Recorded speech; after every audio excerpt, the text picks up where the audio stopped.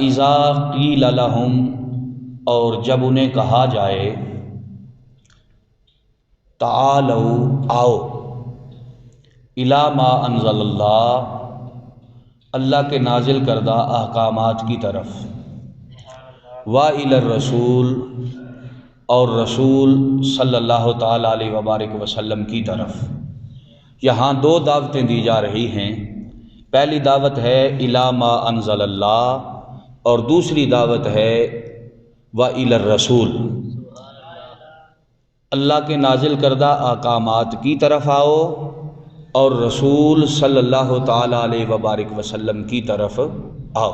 دو دعوتیں ہیں، ایک اللہ کے نازل کردہ احکامات کی دعوت، اور دوسری دعوت رسول صلی اللہ تعالیٰ علیہ وبارک وسلم کی بارگاہ میں آنے کی دعوت۔ رب العالمین نے فرمایا رأیت المنافقین، آئے محبوب آپ منافقوں کو دیکھیں گے، یصدون عنک صدودا، کہ وہ آپ کے پاس حاضر ہونے سے گریز کریں گے۔ دعوتیں دو ہیں، ایک قبول کریں گے، ایک قبول نہیں کریں گے۔ ایک دعوت کو اپنا لیں گے، دوسری دعوت کو نہیں اپنائیں گے۔ ایک دعوت قبول کر کے ایک دعوت کی طرف آئیں گے، دوسری دعوت نہ وہ قبول کریں گے نہ وہ دوسری دعوت کی طرف آئیں گے۔ کون لوگ؟ رأیت المنافقین، منافقوں کا شیوا یہ ہے، منافقوں کا طریقہ اور وتیرہ یہ ہے، منافق ایسا کرتے ہیں کہ الی ما انزل اللہ کی طرف تو آتے ہیں مگر الی الرسول کی طرف نہیں آتے۔ خالق کائنات نے فرما دیا اور بتا دیا کہ لوگوں، جو الی ما انزل اللہ کی طرف آئے، الی الرسول کی طرف نہ آئے، وہ کبھی بھی مومن نہیں ہو سکتا، وہ منافق ہے۔ وہ کلمہ پڑھ کر بھی منافق ہے۔ الی ما انزل اللہ سے کیا مراد ہے؟ اللہ کے نازل کردہ احکامات کی طرف آؤ۔ اللہ کے نازل کردہ احکامات کیا ہیں؟ اللہ رب العالمین کا حکم ہے وَأَقِیمُوا الصَّلَاةَ، نماز قائم کرو۔ اب نماز کی طرف آنا یہ الی ما انزل اللہ میں آ گیا۔ وَآتَ الزَّکَاةَ، زکوٰۃ ادا کرو۔ نماز بھی پڑھی، زکوٰۃ بھی دی، تو زکوٰۃ بھی کس میں آئی؟ الی ما انزل اللہ میں آئی۔ پھر آگے کیا حکم دیا؟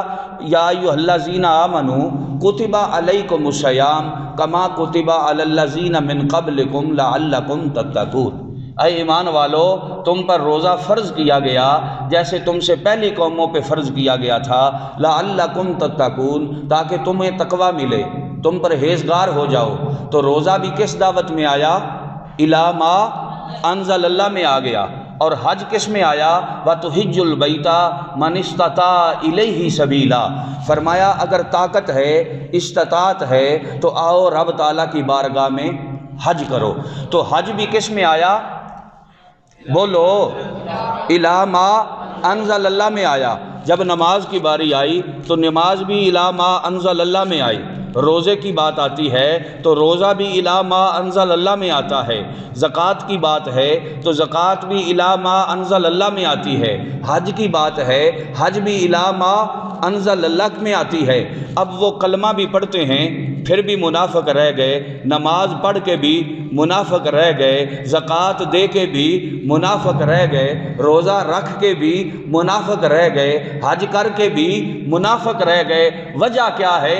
وجہ یہ ہے کہ الی ما انزل اللہ کو انہوں نے اپنا لیا، الی الرسول کو نہ اپنایا۔ رب العالمین نے فرمایا محبوب، جو میری طرف آئے تیری طرف نہ آئے وہ مومن نہیں ہوتا، وہ منافق ہوتا ہے۔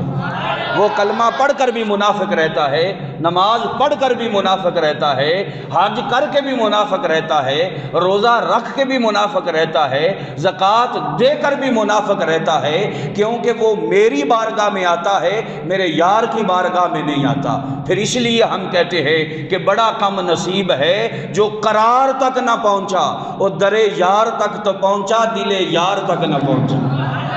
در یار پہ تو آ گیا مگر دل یار کی طرف نہ آیا۔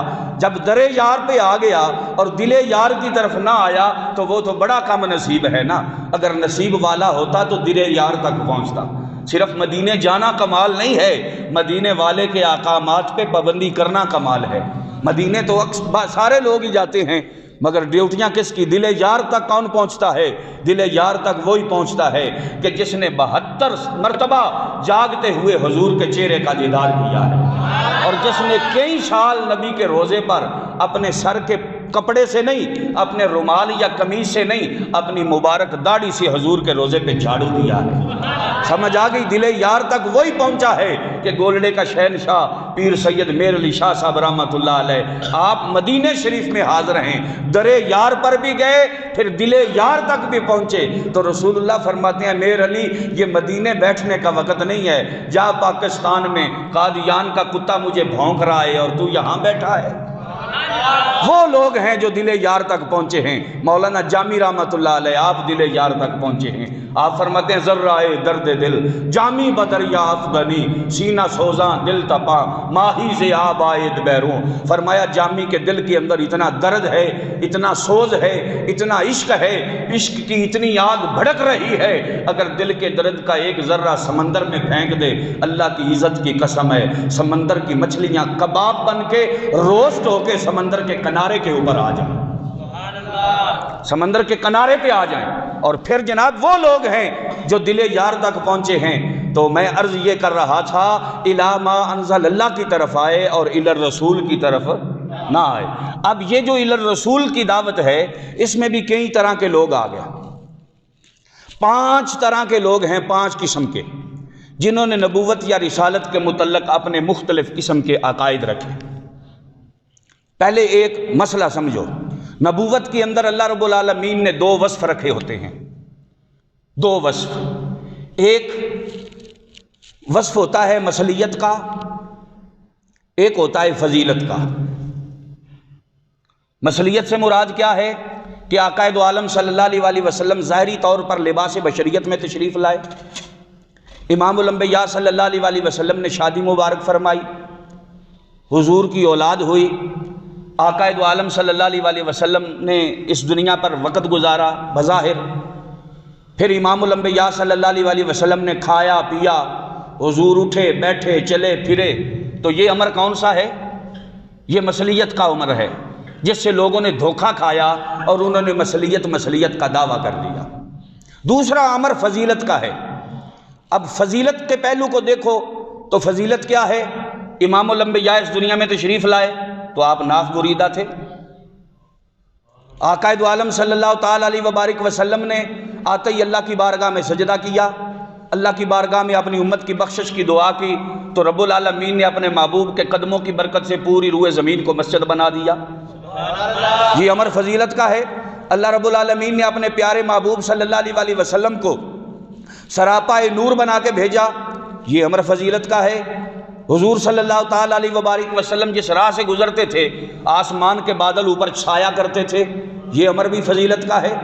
امام الانبیاء صلی اللہ علیہ وسلم جن راہوں سے گزر کے جاتے، کبھی پتھر حضور پہ درود و سلام پڑھتے، کبھی جناب جانور حضور کو سجدہ کرتے، کبھی درخت آقا دو عالم صلی اللہ علیہ وسلم کی بارگاہ میں سلامی پیش کرتے، کبھی جانور حضور کی خدمت میں حاضر ہوتے اور وہ آ کر آقا کی بارگاہ میں سلامیاں پیش کرتے، تو یہ امر بھی فضیلت کا ہے۔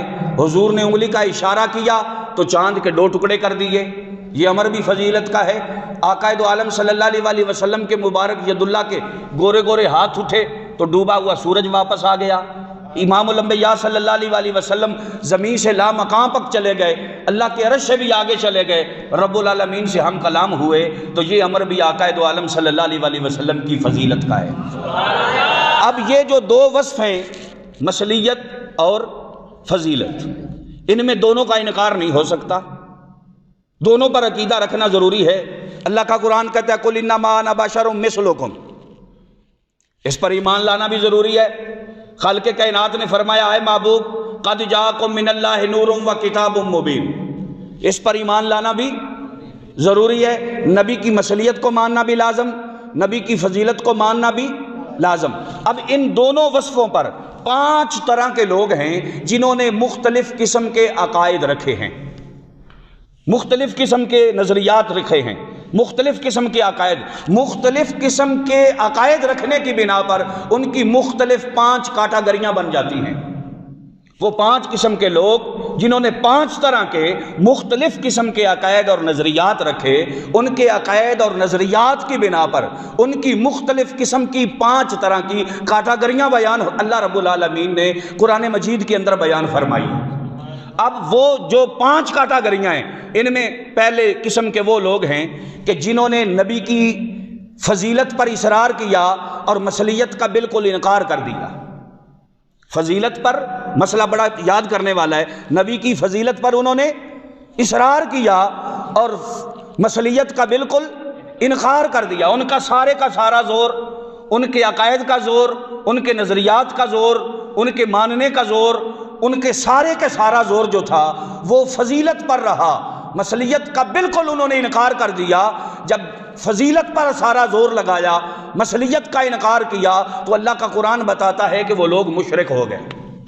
جیسے قرآن مجید میں رب العالمین نے فرمایا وَقَالَتِ الْيَهُودُ عُزَيْرٌ ابن اللہ وَقَالَتِ النَّصَارَىٰ الْمَسِيحُ ابن اللہ۔ یہودی کہنے لگے کہ عزیر علیہ السلام اللہ کے بیٹے ہیں، عیسائی کہنے لگے کہ عیسیٰ علیہ السلام اللہ کے بیٹے ہیں۔ یہودیوں اور عیسائیوں نے نبی کی مثلیت کا بالکل انکار کر دیا، انہوں نے سارا زور فضیلت پہ دیا، ساری طاقت فضیلت پہ لگائی، فضیلت کو مانا، مثلیت کا بالکل سرے سے انکار کر دیا، تو وہ مشرک بن گئے۔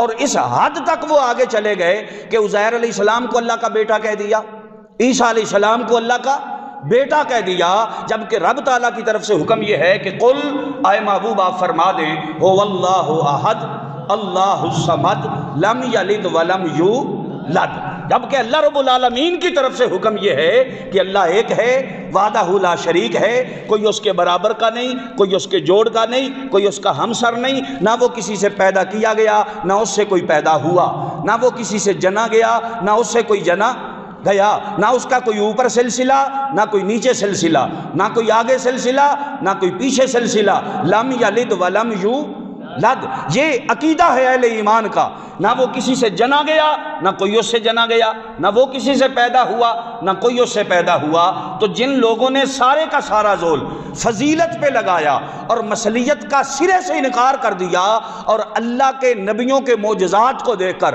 انہوں نے نبی کو اللہ کا بیٹا کہہ دیا، تو وہ لوگ سرے سے کیا ہو گئے؟ بولو مشرک۔ کیا بن گئے؟ مشرک۔ ان کا جرم کیا تھا؟ کس وجہ سے یہ مشرک بنے؟ کہ انہوں نے فضیلت پہ اصرار کیا اور مثلیت کا بالکل انکار کر دیا۔ اب یہ تو ہوگی ایک کیٹیگری کہ جنہوں نے فضیلت پہ اصرار کیا اور مثلیت کا بالکل انکار کر دیا، وہ لوگ مشرک ہو گئے۔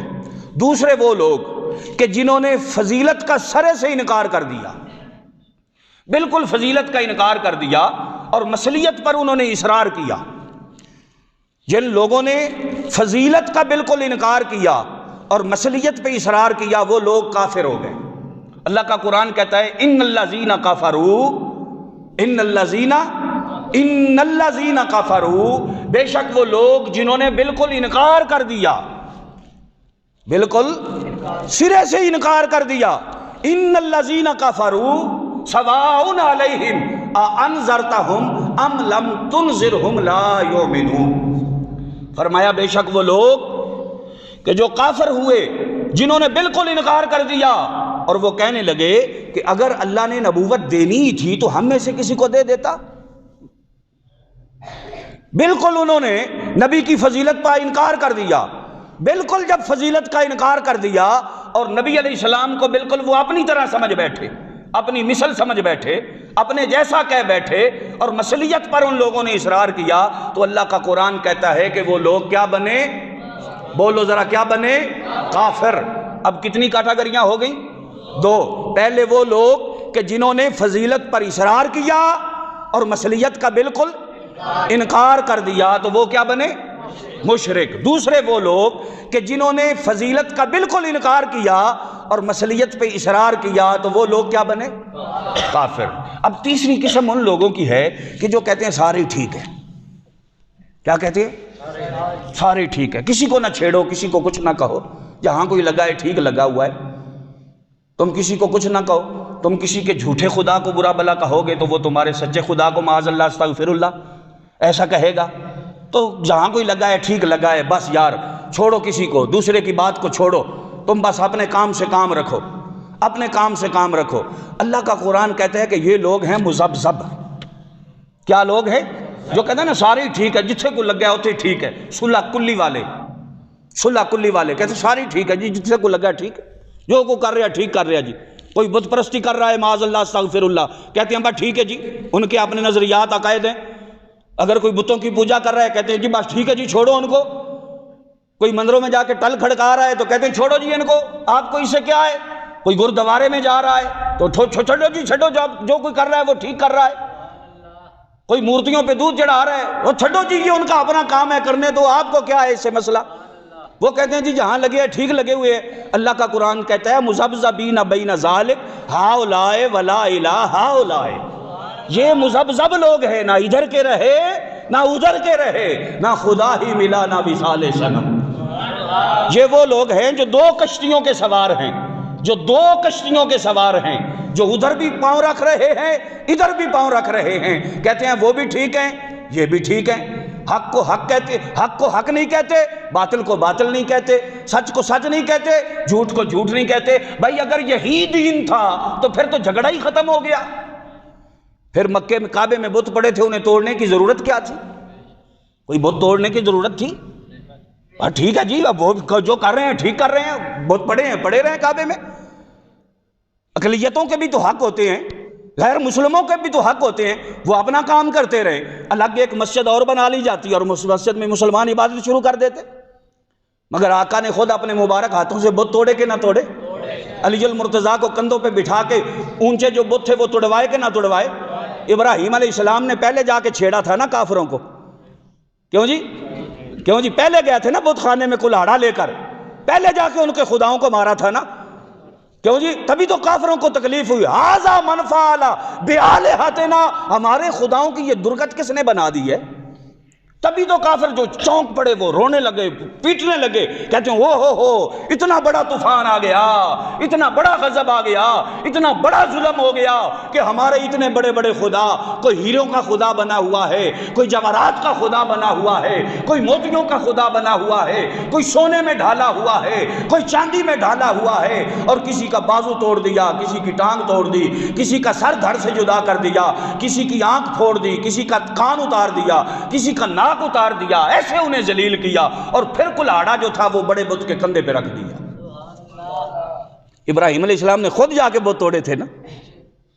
اگر یہ ٹھیک ہے، یہ موقف ٹھیک ہے جی، جہاں کوئی لگا ہے وہ ٹھیک لگا ہے، آپ کسی کو نہ چھیڑیں، آپ کسی کو کچھ نہ کہیں، تو پھر اسلام کا جواز کیا رہا؟ پھر اسلام کی تبلیغ کیا رہی؟ پھر عمل بالمعروف اور نہی عن المنکر کیا رہا؟ پھر کلمہ کیا رہا؟ جبکہ کلمے کی ابتدائی سے ہوتی ہے لا الہ الا اللہ محمد الرسول اللہ۔ کلمہ پہلے باطل عقائد کی نفی کرواتا ہے، لا الہ کوئی عبادت کے لائق نہیں ہے، پہلے نفی ہے، پھر الا اللہ کہہ کے اثبات کرایا، الا اللہ کہہ کے اثبات فرمائے، پھر اثبات ہے، پہلے نفی ہے پھر اثبات ہے۔ پہلے باطل عقائد کی نفی کی گئی، پھر اللہ رب العالمین کی توحید کا اقرار اور اعلان کیا گیا، اور دل سے اس کی تصدیق کی گئی، تبھی تو دل میں نور ایمان داخل ہوا۔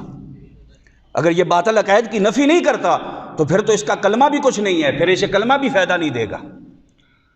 کلمہ بھی تبھی فائدہ دے گا جب حق کو حق کہے گا، نہ حق کو نہ حق کہے گا، صحیح کو صحیح کہے گا، غلط کو غلط کہے گا، سچ کو سچ کہے گا، جھوٹ کو جھوٹ کہے گا، جائز کو جائز کہے گا، ناجائز کو ناجائز کہے گا، کلمہ تبھی فائدہ دے گا۔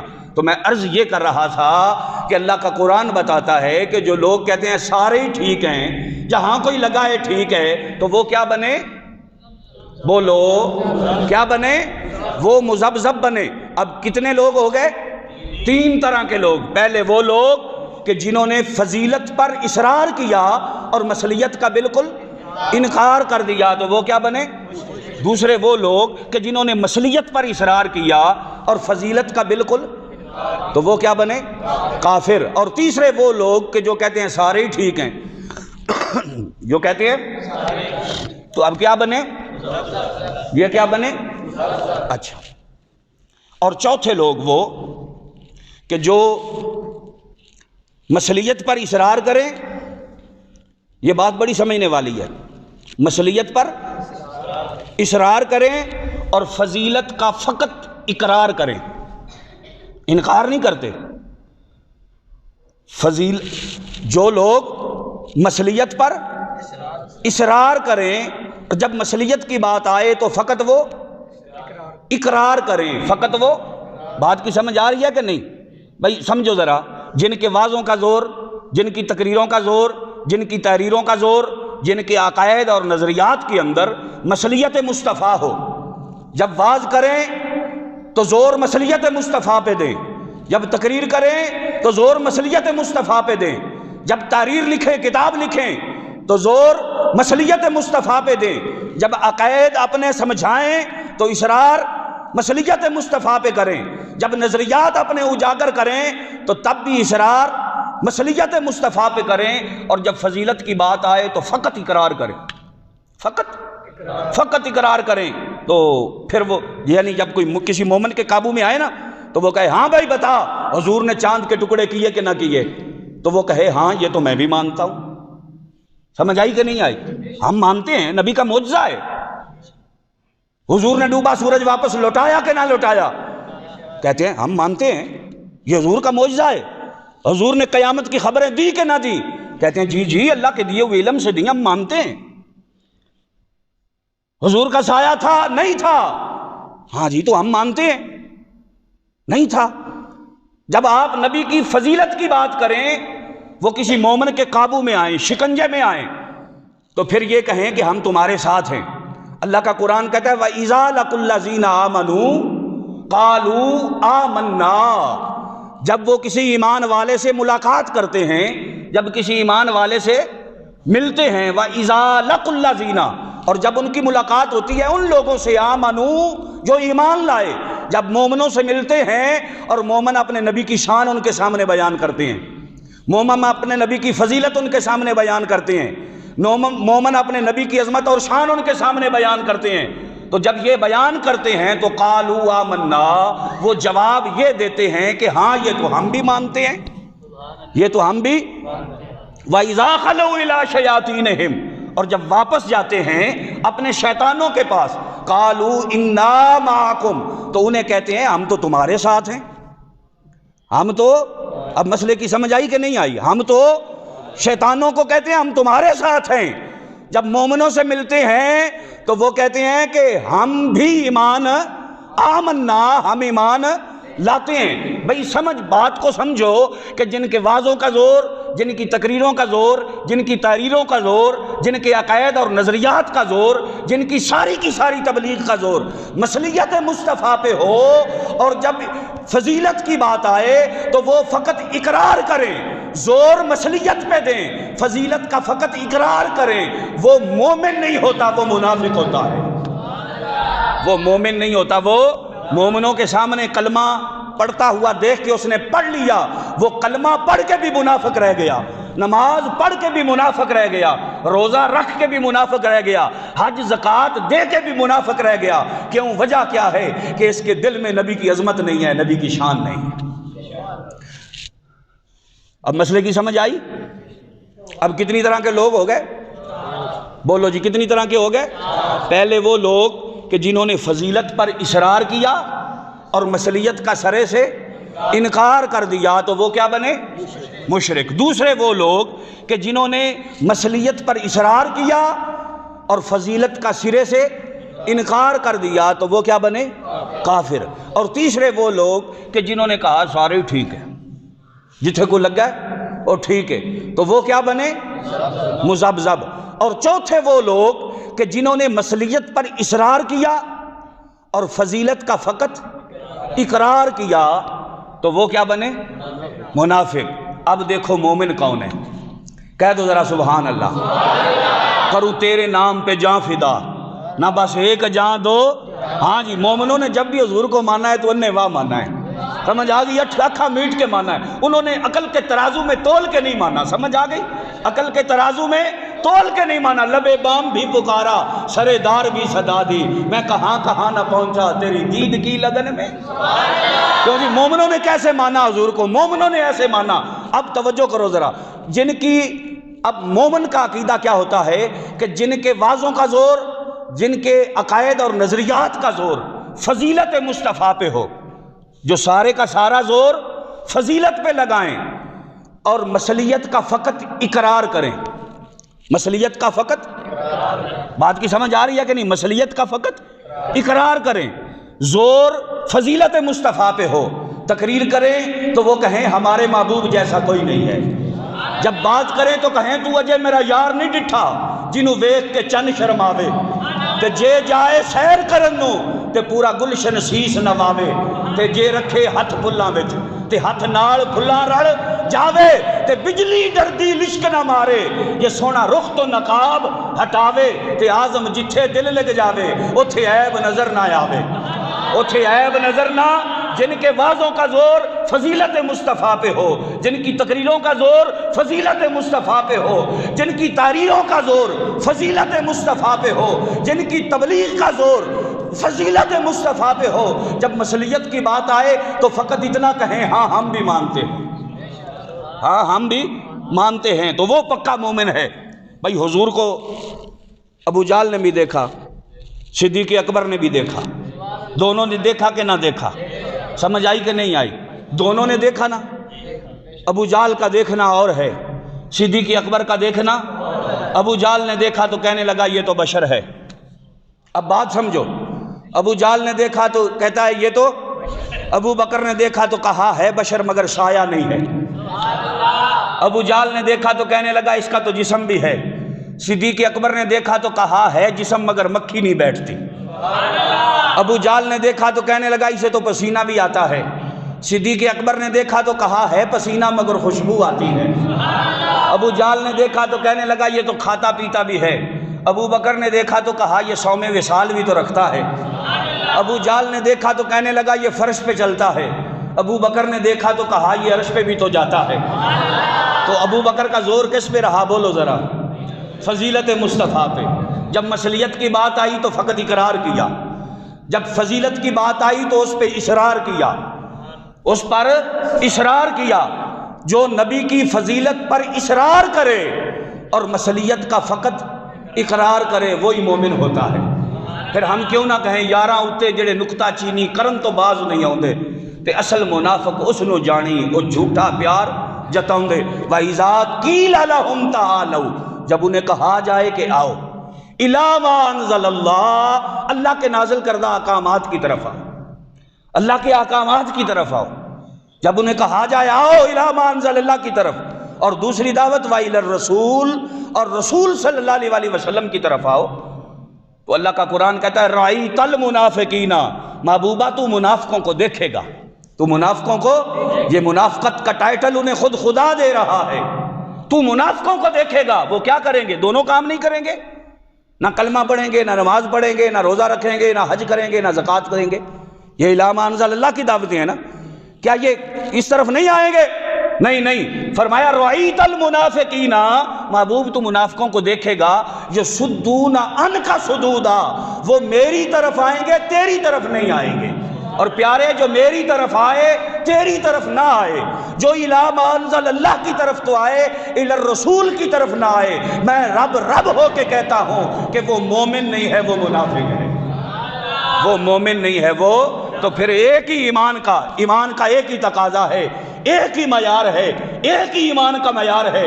وہ کیا ہے کہ محبت مصطفیٰ صلی اللہ علیہ وسلم. جس کے دل میں حضور کی محبت ہے، جو دل سے مصطفیٰ کو ماننے والا ہے، جو دل سے تن من دھن سب کچھ یار کے نام پہ قربان کرنے والا ہے، وہی پکا اور ٹھکا مومن ہے. اور جس کا دل اس بات سے ڈاما ڈول ہے، جس کا دل تذبذب کا شکار ہے، جس کے دل میں الفت مصطفیٰ نہیں، جس کے دل میں محبت مصطفیٰ نہیں، جس کے دل میں آقا دو عالم صلی اللہ علیہ وسلم کا عشق نہیں، حضور کا پیار نہیں ہے، اللہ کی عزت کی قسم وہ کبھی مومن ہو ہی نہیں سکتا. ایمان کا معیار ایک ہی ہے جی. وہ کیا ہے؟ محبت. بولو جی کیا ہے؟ محبت مصطفیٰ. اور یہ محبت مصطفیٰ ہی ہے کہ جو کامیابی کی کنجی اور کامیابی کی دلیل ہے. اگر دل میں حضور کی محبت نہیں ہے تو کوئی شے فقط اتنا سبب ہے انعقاد بزم معاشر کا کہ ان کی شان محبوبی دکھائی جانے والی ہے. قیامت کے دن بھی کیا ہوگا؟ قیامت کے دن بھی کیا ہوگا؟ قیامت کے دن یہی ہوگا کہ محبوب کو مقام محمود کے تخت پہ بٹھایا جائے گا اور کہا جائے گا سونیا جو تیرا ہے وہ میرا ہے، جو تیرا ہے وہ میرا ہے۔ اور کائنات کی علت رائی جو ہے یہ بھی محبت مصطفیٰ ہے۔ اگر حضور کی محبت نہ ہوتی تو کچھ بھی نہ ہوتا، حضور کا پیار نہ ہوتا تو کچھ بھی نہ ہوتا۔ اگر سچی سچی دل میں آقا کی محبت نہیں ہے تو پھر تیرا کچھ بھی قابل قبول اللہ کی بارگاہ میں نہیں ہے۔ کامیابی جو ہے، ساری کی ساری کامیابیاں جو ہیں وہ غلامی مصطفیٰ میں ہیں اور محبت مصطفیٰ میں۔ اور محبت ہمیشہ عمل کا تقاضا کرتی ہے، محبت فقط باتوں سے نہیں ہوتی کہ ہم صرف بات کر دیں کہ بات کرنے سے ہم عاشق رسول بن گئے، نہیں، محبت عمل کا تقاضا کرتی ہے۔ محبت جانچتی ہے، پرکھتی ہے، دیکھتی ہے کہ اپنی محبت میں سچا ہے کہ نہیں ہے، یہ اپنے جذبے میں بھی سچا ہے کہ نہیں ہے، یہ اپنے عشق میں سچا ہے کہ نہیں ہے۔ اس کے دعوے سارے زبانی کلامی ہیں یا اس پہ عمل بھی کرتا ہے؟ اس کے دعوے سارے جو ہیں وہ اوپر سے ہیں یا اس کے اندر بھی کچھ ہے؟ محبت ہمیشہ یہ تقاضا کرتی ہے کہ اس کے دل میں کیا ہے، اس کے اندر کیا ہے۔ حضرت عمر بن جموح بھاری جسم تھا آپ کا اور ایک ٹانگ سے تھوڑے معذور بھی تھے، غزوہ احد کی طرف گئے۔ جب غزوہ احد میں گئے شہید ہو گئے۔ جب شہداء کی لاشوں کو اٹھایا گیا تو حضرت عمر بن جموح کی لاش اٹھائی نہیں جا رہی، صحابہ نے زور لگا دیا، نہیں اٹھا سکے، زور لگا دیا، نہیں اٹھا سکے۔ اللہ کے محبوب کے پاس آ گئے، یا رسول اللہ اتنے بندے بھی شہید ہو گئے اور عمر بن جموح ہیں وہ بھی شہید ہو گئے مگر ہم ان کو اٹھا نہیں سکتے، آقا کیا کریں؟ اللہ کے محبوب نے فرمایا اس کے اہل و عیال میں کون ہے یہاں؟ تو آپ کے بیٹے بھی آئے ہوئے تھے، ایک بیٹا آیا تو آقا دو عالم صلی اللہ علیہ وسلم نے فرمایا بتا تیرا باپ جب گھر سے نکلنے لگا تھا تو اس نے کیا دعا مانگی تھی؟ گھر سے نکلتے ہوئے تیرے باپ نے دعا کیا مانگی تھی؟ تو بیٹا کہنے لگا یا رسول اللہ میرے باپ جب گھر سے نکلنے لگا تھا تو اس نے ہاتھ اٹھا کے دعا مانگی تھی، اللہم لا تعد الی اہلہ، یا اللہ تیرے محبوب کے نام پہ قربان ہونے کے لیے جا رہا ہوں، میں کبھی بھی واپس مڑ کے نہ آؤں، میں کبھی بھی واپس مڑ کے۔ بھائی زبانی کلامی محبت نہیں ہوتی، محبت عمل کا تقاضا کرتی ہے، محبت عمل کا تقاضا کرتی ہے۔ اگر عمل نہ کرے بندہ تو پھر زبانی کلامی محبت کا کیا فائدہ؟ ایک طرف حضور کے خاکے بن جائیں اور بندہ ٹس سے مس نہ ہو کہ جی نہیں ہم بھی عاشق رسول ہیں، ہم بھی ریاست مدینہ بنا رہے ہیں۔ ریاست مدینہ کا صرف دعویٰ کرنے سے تو ریاست مدینہ نہیں بنتی نا، ریاست مدینہ بنانی ہے تو وطن میں نظام مصطفیٰ نافذ کرنا پڑے گا، ریاست مدینہ بنانی ہے تو نبی کی ناموس کے قانون پہ پہرا دینے پڑے گا، ریاست مدینہ بنانی ہے تو ختم نبوت کا چوکیدار بننا پڑے گا، ریاست مدینہ بنانی ہے تو حضور کے دین کا سچا سچا خادم اور غلام بننا پڑے گا۔ اگر حضور کے دین کا سچا سچا خادم اور غلام نہیں بنتا، ناموس رسالت پہ پہرا نہیں دیتا، اور جس نے سر عام مصطفیٰ کریم صلی اللہ علیہ وسلم کی شان میں گستاخی کی اسے بندہ پورے پروٹوکول سے ملک سے باہر بھیج دے، فرانس کے اندر، پیرس کے اندر، اور پھر کہے جی نہیں ہم بھی عاشق رسول ہیں، ہم بھی مدینے جاتے ہیں تو جا کے جوتا اتار دیتے ہیں، تو ایسے تو ریاست مدینہ نہیں بنتی۔ اس کا نام تو عشق مصطفیٰ نہیں ہے کہ بندہ دعویٰ عشق رسول کا کرے اور عاشق رسول ملک ممتاز قادری شہید رحمۃ اللہ علیہ کو تخت حیدار پہ لٹکا دے اور پھر بندہ کہے کہ میں عاشق رسول ہوں، اور ڈاکٹر عافیہ صدیقی کو بھی نہ چھڑا سکے، ڈاکٹر عافیہ صدیقی کو چھڑا نہ سکے، جس کے خواب میں حضور تشریف لائیں تو عافیہ کی آنکھوں میں آنسو آ جائیں تو وہ کہے یا رسول اللہ میرا امتحان کب ختم ہوگا؟ تو اللہ کے محبوب فرمائے امتحان تیرا نہیں، امتحان تو پاکستان کی قوم کا ہے کہ وہ قوم تجھے کب چھڑا کے واپس لے کے جاتی ہے، امتحان تو پاکستان کے حکمرانوں کا ہے کہ یہ کب تجھے چھڑا کے واپس لے کے جاتے ہیں۔ فرانس کے اندر اتنی غیرت ہو کہ اگر اس کا سفیر نکالنے کی بات کی جائے تو وہ آپ سے بائیکاٹ کر دے، مکمل آپ سے بائیکاٹ کر دے۔ آپ میں اتنی غیرت بھی نہ ہو کہ حضور کے کارٹون اور خاکے بن جائیں تو آپ صرف ان کا سفیر بھی نہ نکال سکیں، انہیں جواب بھی نہ دے سکیں، تو یہ تو محبت کا تقاضا نہیں ہے۔ مسلمانوں اب اندازہ کرو کون سا وقت آ گیا ہے، حالات ایسے آ گئے ہیں پاکستان کے اندر کہ چائنا کی کمپنی کو جناب شراب کی فیکٹری لگانے کی ٹھیکہ دے دیا گیا ہے، اس کا پرمٹ دے دیا گیا ہے، لائسنس دے دیا گیا ہے کہ سر عام وہ شراب نکال سکتی ہے۔ اللہ تعالیٰ نے قرآن مجید میں مطلق شراب کو حرام کہا ہے، مطلق شراب کو حرام کہا ہے۔ تو اس شراب کی فیکٹریاں، شرابیں تو پہلے بھی نکل رہی تھی، مگر اب وہ لوگ چھپ چھپ کے یہ کام کر رہے تھے، اب تو سر عام ان کو لائسنس دے دیا گیا ہے کہ وہ شراب کی فیکٹری لگا لیں۔ تو جب ایسے حالات بن جائیں گے تو قیامت کے دن حضور کے سامنے پھر کیا منہ لے کے جائیں گے؟ علامہ اقبال کہتا ہے وضع میں ہو نصارہ تو تمدن میں حدود، یہ وہ مسلمان جنہیں دیکھ کے شرمائے یہود۔ فرمایا یہ کیسی مسلمانی ہے کہ جنہیں دیکھ کے یہودیوں کو بھی شرم آتی ہے، جنہیں دیکھ کے یہودی بھی شرما جاتے ہیں کہ ایسے کام اب انہوں نے شروع کر دیے ہیں کرنے۔ اس طرح کے کام مسلمانوں کے حکمران تو وہ تھے کہ جنہیں دیکھ کے گناہ گاروں کے دل دہل جاتے تھے۔ حضرت عمر فاروق کے سامنے ایک آدمی آ رہا تھا، اس کے ہاتھ میں شراب کی بوتل تھی۔ جب اس نے دیکھا کہ امیر المومنین میرے سامنے سے آ گئے ہیں تو اس نے دل میں سوچا کہ اگر آج میری یہ شراب پکڑی گئی تو یہ تو مجھے کوڑے ماریں گے اور میں بدنام ہو جاؤں گا، اور سزا دیں گے یہ تو مجھے کبھی نہیں چھوڑیں گے۔ اس نے دل میں دعا مانگی کہ پروردگار عالم عمر کے مجھ تک پہنچنے سے پہلے پہلے شراب کو سرکے میں بدل دے۔ میں سچی توبہ کرتا ہوں، زندگی بھر پینی تو درکنار ہے، کبھی سونگوں گا بھی نہیں، کبھی اسے دیکھوں گا بھی نہیں۔ اس نے ایسی سچی توبہ کی، سیدنا فاروق اعظم جب قریب آئے فرمایا اوے تیرے ہاتھ میں کیا ہے؟ کہنے لگا حضور یہ سرکہ ہے۔ فرمایا دکھا مجھے۔ جب دیکھا تو وہ واقعی سرکے میں بدل چکا، وہ واقعی سرکہ بن۔ یہ تھے مسلمانوں کے حکمران۔ وہ تو نہیں ہے جناب کہ بندہ آپ بھی نشئی ہو اور اس کے سارے وزیر جو ہیں ان کی گاڑیوں کی ڈگیوں میں شرابوں کی بوتلیں برآمد ہو جائیں، اور پھر جب ان سے سوال کریں تو وہ کہیں جی کون نہیں پیتا، سارے ہی پیتے ہیں، معاذ اللہ استغفر اللہ۔ ظالموں تم اتنے بے باک ہو گئے ہو، اتنے بے باک ہو گئے ہو، کبھی مسجدوں میں تم ناچ گانے شروع کر دیتے ہو، مجرے شروع کر دیتے ہو، اور کبھی تمہاری گاڑیوں سے شراب نکلے، سر عام میڈیا پہ کوریج اسے دی جا رہی ہو، اور جب تم سے کوئی صحافی سوال کرے کہ یہ کیا ہے، تم تو ریاست مدینہ کا دعویٰ کرتے تھے، تو وہ یہ جواب دے کہ یہ سارے ہی پیتے ہیں، معاذ اللہ استغفر اللہ۔ جب ایسے لوگوں کو آگے لے کے آؤ گے تو بتاؤ نا قیامت کے دن حضور کے سامنے جاؤ گے تو کیا منہ دکھاؤ گے؟ اللہ رب العالمین بڑا غیرت والا ہے۔ وہ عرش کا رب جب تنابیں کھینچتا ہے نا تو انسان کو الٹا کر کے رکھ دیتا ہے۔ خالق کائنات نے فرشتے کو بھیجا فرعون کے پاس، کہا جا اس سے پوچھ جو اپنے مالک کی نافرمانی کرے اس کی سزا کیا ہونی چاہیے۔ فرعون کہنے لگا کہ اسے غوطے دے دے کے مار دینا چاہیے۔ فرشتے نے کہا مجھے یہ تحریر لکھ دے، تیرا قانون بن جائے گا، تیرے ملک کے اندر قانون بن گیا، جو اپنے بادشاہ کی یا مالک کی نافرمانی کرے اسے پانی میں غوطے دے دے کے مار دیا جائے۔ حضرت موسیٰ کلیم اللہ کا جب لشکر راتوں رات نکلا، آگے دریا آ گیا، پیچھے فرعون کا لشکر آ گیا، موسیٰ علیہ السلام نے اللہ کی بارگاہ میں دعا کی اور ڈنڈا مارا اس دریا کے پانی کے اوپر، دریا نے آپ کے لیے رستہ فراخ کر دیا، آپ کی قوم آگے نکل گئی۔ فرعون نے بھی پیچھے اپنا لشکر ڈال دیا اس دریا کے اندر۔ جب دریا کے وسط میں گئے، موسیٰ علیہ السلام کی قوم آگے نکلی، اللہ نے پانی کو حکم دیا آپس میں مل جا۔ جب پانی مل گیا، فرعون کی فوج، اس کی ذریت، اس کی ساری قوم دریا میں غوطے کھانے لگی۔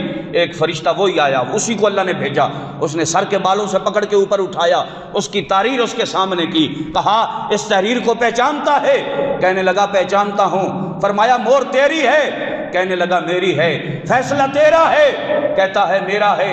یہ قانون تو نے بنایا ہے؟ کہنے لگا ہاں میں نے بنایا ہے۔ فرمایا دیکھ آج تیرے بنائے ہوئے قانون کے مطابق عرش کا رب تجھے سزا دے رہا ہے۔ تو نے کہا تھا جو اپنے مالک کی نافرمانی کرے پانی میں غوطے دے دے کے مارو، آج تجھے غوطے دے دے کے مارا جا رہا ہے۔ ارے لوگو غور تو کرو، اللہ کے عذاب سے ڈرو، اللہ کے قہر سے ڈرو، اللہ کے غضب سے ڈرو۔ ان بطش ربک لشدید، میرے رب کی پکڑ بڑی سخت ہے۔ جب وہ پکڑ کرتا ہے، اللہ کی عزت کی قسم، بڑے بڑے سلاطین زمانوں کو ذلیل اور رسوا کر کے رکھ دیتا ہے۔ 900 سال نمرود نے حکومت کی، 900 سال۔ اس کے دربار کا قانون یہ تھا کہ جو اس کے دربار میں جاتا پہلے سجدہ کرتا پھر کلام کرتا، پہلے سجدہ پھر کلام، پہلے سجدہ پھر بات۔ جو سجدہ نہیں کرتا اس کو سزا دیتا۔ 450 سال یہ سلسلہ چلتا رہا۔ جو نمرود کے دربار میں جاتا پہلے سجدہ کرتا پھر کلام کرتا۔ جب اللہ کے نبی سے اس نے ٹکر لی، حضرت ابراہیم علیہ السلام سے ٹکر لی، اللہ کے نبی کا دل دکھایا، اللہ کے نبی کو جیل میں بند کیا، اللہ کے نبی کو آگ میں پھینکا۔ نبی کو تو اللہ تعالیٰ نے محفوظ رکھا، نبی کے لیے تو آگ اللہ نے گلزار بنا دی۔ موسیٰ علیہ السلام وہاں سے ہجرت کر کے کہیں اور چلے گئے۔ جب رب کا نظام چلا، باقی کے 450 سال اس کے ناک کے راستے سے اس کے سر میں ایک مچھر کا دانہ چلا گیا۔ پوری روئے زمین کے طبیب اس نے بلائے، پوری روئے زمین کے حکیم اس نے بلائے، ان سے علاج دریافت کیا کہ مچھر کا دانہ میرے دماغ میں چلا گیا ہے اور یہ ہر وقت چلتا رہتا ہے۔ 450 سال وہ مچھر کا دانہ اس کے دماغ میں گھومتا رہا۔ جب تک اس کے سر پہ دھمک کی آواز رہتی وہ چپ کر کے بیٹھا رہتا، جب دھمک کی آواز پیچھے ہٹتی تو وہ اس کے دماغ میں پھر بھن بھنانا شروع کر دیتا۔ وہی نمرود جس کے دربار کا قانون یہ تھا کہ جو آتا پہلے سجدہ کرتا پھر کلام کرتا، اب اسی نمرود کے دربار کا قانون یہ بن گیا کہ جو اس کے دربار میں آئے پہلے سر میں 5 جوتے مارے، اس کے بعد کلام کرے۔ اللہ کے قہر سے ڈرو، اللہ کے غضب سے ڈرو، اللہ کی پکڑ سے ڈرو۔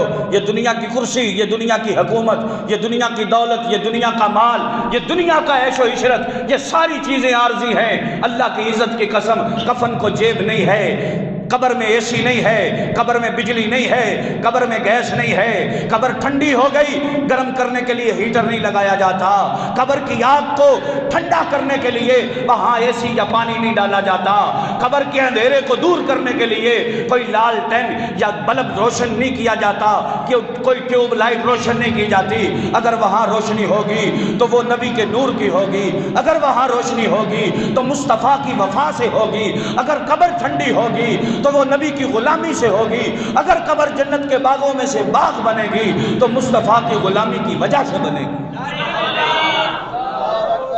رسالت، نعرہ غوثیہ، نعرہ حیدری، تاجدار ختم نبوت، زندہ باد، زندہ باد، تاجدار ختم نبوت، زندہ باد، زندہ باد، تاجدار ختم نبوت، زندہ باد، زندہ باد۔ من سب نبیا فاقتلوہ، من سب نبیا فاقتلوہ، سب نبیا فاقتلوہ، لے جانا، انہیں مانا، لے جانا، انہیں مانا، لے جانا، انہیں مانا۔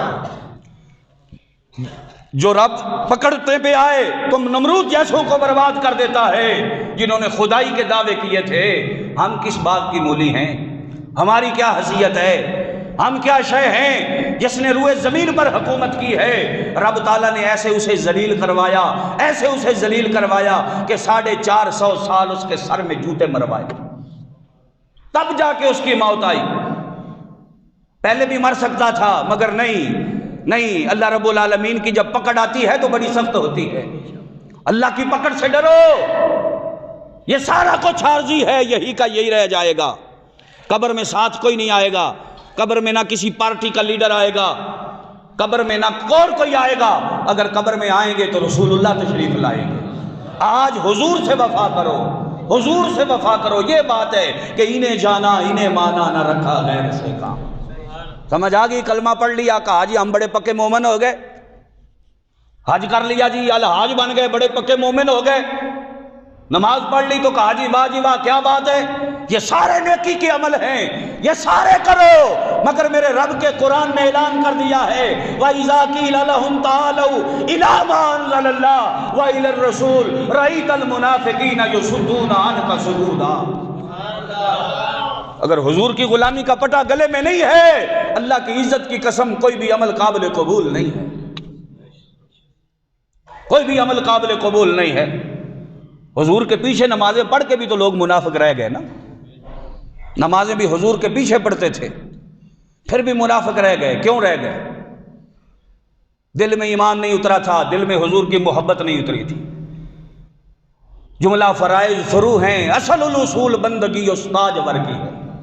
اگر حضور سے وفا کرو گے تو جو وفادار ہوتے ہیں ان پہ امام الانبیاء کی کرم نوازی بھی ہوتی ہے، ان پر حضور کی مہربانی بھی ہوتی ہے، ان پر آقا صلی اللہ علیہ وسلم کی نگاہ بھی ہوتی ہے، ان پر حضور کرم بھی فرماتے ہیں۔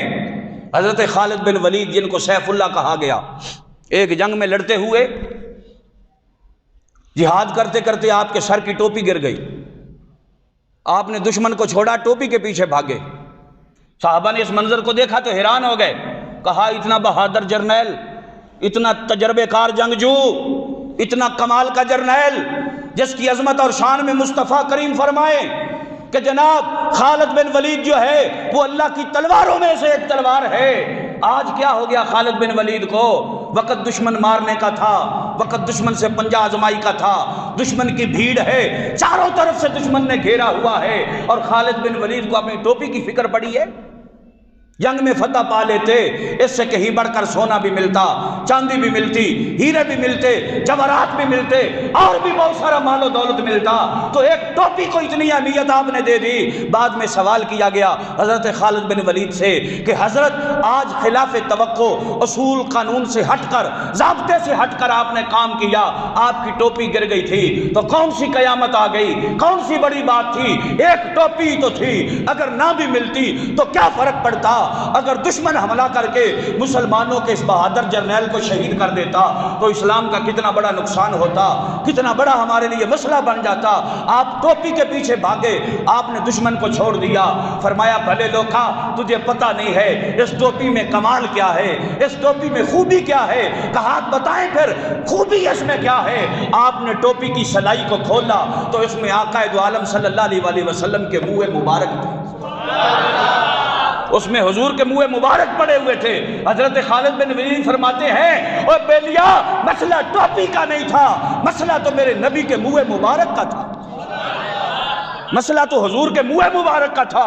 میری جان کی بازی لگ جاتی مگر اللہ کے محبوب کے منہ مبارک زمین پر نہ گرتے، میں مر جاتا، میں کٹ جاتا، میرے بدن کے ٹکڑے کر دیے جاتے، میرے بدن کے اوپر خچے اڑا دیے جاتے، میری موٹی موٹی کر دی جاتی، وہ مجھے گوارا تھا، مگر میرے لجپال کریم آقا کے منہ مبارک زمین پر گرے مجھے یہ کبھی گوارا نہیں۔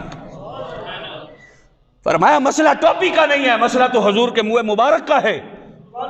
تو ہمارے ملک پاکستان جو اسلام کے نام پہ بنا ہے، یہاں تو سر عام حکومت کے گنڈے جو ہیں وہ آقا دو عالم صلی اللہ علیہ وسلم کے منہ مبارک لائبریری کی الماری سے اٹھا کر زمین پر پھینک دیتے، اور کوئی ان سے پوچھنے والا نہیں ہوتا۔ پھر کہتے ہیں عذاب آ گیا، پھر کہتے ہیں رب کا قہر آ گیا، پھر کہتے ہیں ہم مقروض ہو گئے، پھر کہتے ہیں ہم ذلیل ہو گئے۔ ارے ذلیلو، تم اس سے بڑھ کر ذلیل ہو جاؤ گے۔ جب دل میں نبی کی محبت نہیں ہے تو تمہیں عزت کیسے ملے گی؟ عزتیں اور عظمتیں تو اللہ نے حضور کی غلامی میں رکھی ہوئی ہیں۔ تاجدار ختم نبوت زندہ باد، زندہ باد، تاجدار ختم نبوت زندہ باد، زندہ باد، تاجدار ختم نبوت زندہ باد، زندہ باد، من سب نبیا فاقتلوہ، من سب نبیا فاقتلوہ، من سب نبیا فاقتلوہ، من سب نبیا فاقتلوہ، تاجدار ختم نبوت زندہ باد۔ زندہ باد۔ جن گنڈوں نے ہماری مسجد کی دیواریں پھلانگی تھی، ہماری مسجد کے دروازے توڑے تھے، میں نے اس وقت بھی کہا تھا عرش کا رب بڑا ڈاڈا ہے، ہمارا کیا ہے، ہم تو مصطفیٰ کے غلام ہیں۔ لطف سجن دم بدم، کارے سجن گاہ گاہ، انجوی سجن واہ واہ، تے انجوی سجن واہ واہ۔ جو لوگ یہاں باقاعدہ جمعہ پڑھتے ہیں ان کو میرے وہ الفاظ یاد ہوں گے۔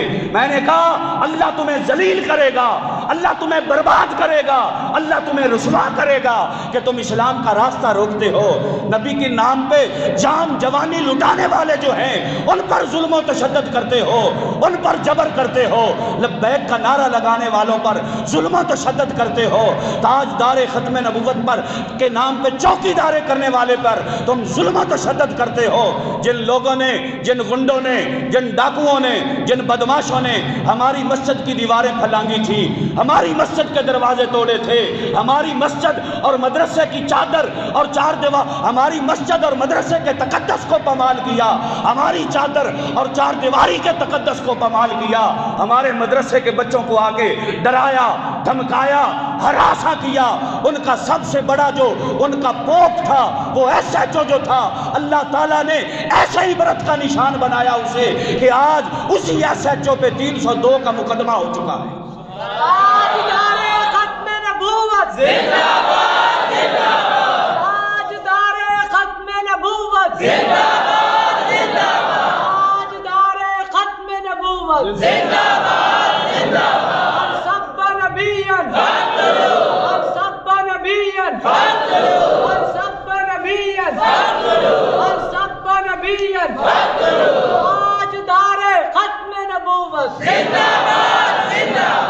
جس ڈی ایس پی نے نیازی صاحب پہ ظلم و ستم کیا تھا، سمجھ آگئی، مجاہد ختم نبوت مولانا عبدالستار خان نیازی، اللہ کی عزت کی قسم فالج کے اندر ریڑیاں رگڑ رگڑ کے مرا، اس کے بچے بھی اس کے قریب نہیں جاتے تھے، پخانہ بھی اپنے بستر پہ کرتا تھا،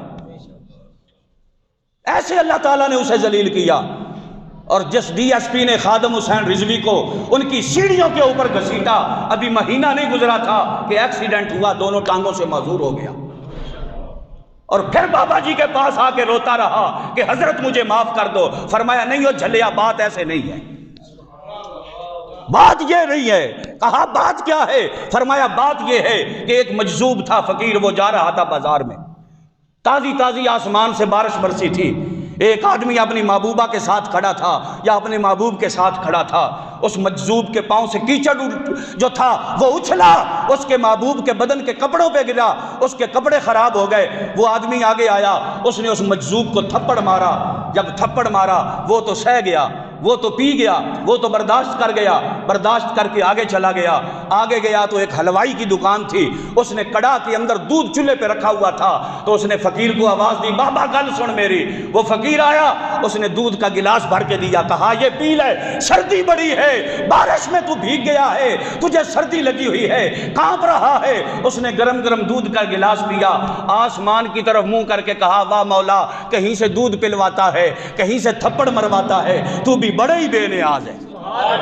تو جس نے تھپڑ مارا تھا وہ مکان کی چھت پہ چڑھا، پاؤں پھسلا، گرا، گر کے مر گیا۔ لوگوں نے دیکھا، کہا اس بابے نے بد دعا دی ہے۔ اس بابے کے پاس آ گئے، کہنے لگے فقیرہ تو کیسا فقیر ہے، فقیر بد دعائیں تو نہیں دیتے۔ فرمایا کیا ہوا ہے؟ کہنے لگا جس نے تجھے تھپڑ مارا آج وہ مر گیا ہے، تو نے بد دعا دی ہے تب مرا ہے۔ بابا کہتا ہے نہیں نہیں، اللہ کی عزت کی قسم میں نے بد دعا نہیں دی، بات صرف اتنی ہے کہ میرے پاؤں سے کیچڑ اچھلا، اس کے محبوب پہ گرا، اسے برداشت نہ ہوا، جب اس نے مجھے تھپڑ مارا تو میرے بھی محبوب کو برداشت نہیں ہوا، میرے بھی محبوب کو برداشت، ہم تو سہ لیں گے، چپ کر جائیں گے، برداشت کر جائیں گے۔ ہم تو کہتے ہیں کہ لطف سجن دم بدم، کارے سجن گاہ گاہ، انجوی سجن واہ واہ تے انجوی سجن۔ ہاں جی، ہمارا تو عقیدہ یہ ہے، ہم کہتے ہیں حال جیسا بھی ہوگا، لبے بام بھی پکارا، سرے دار بھی صدا دی، میں کہاں کہاں نہ پہنچا تیری دید کی لگن میں۔ تو ہمارا تو نظریہ یہ ہے کہ ہم کہتے ہیں انہیں جانا، انہیں مانا، نہ رکھا غیر سے کام، للہ الحمد میں دنیا سے مسلمان گیا۔ ارے ہم تو سہ جائیں گے، پی جائیں گے، برداشت کر جائیں گے، مگر عرش کا رب بڑا ڈاٹا ہے۔ ہم کہتے ہیں اس کے قہر سے ڈرو، اس کی عذاب سے ڈرو، یہ تنخواہیں بھی رہ جائیں گی، یہ کرسیاں عہدے بھی رہ جائیں گے، یہ سب کچھ رہ جائے گا، یہ جھوٹھی چدراہٹ اور بلے بلے یہ سب کچھ رہ جائے گا دنیا کے اندر۔ اللہ کی عزت کی قسم قیامت کے دن کی بلے بلے چاہتے ہو تو ایک ہی طریقہ ہے، ان اکرمکم عند اللہ اتقاکم، اپنے دل میں خوف خدا بسا لو اور عشق مصطفیٰ بسا لو۔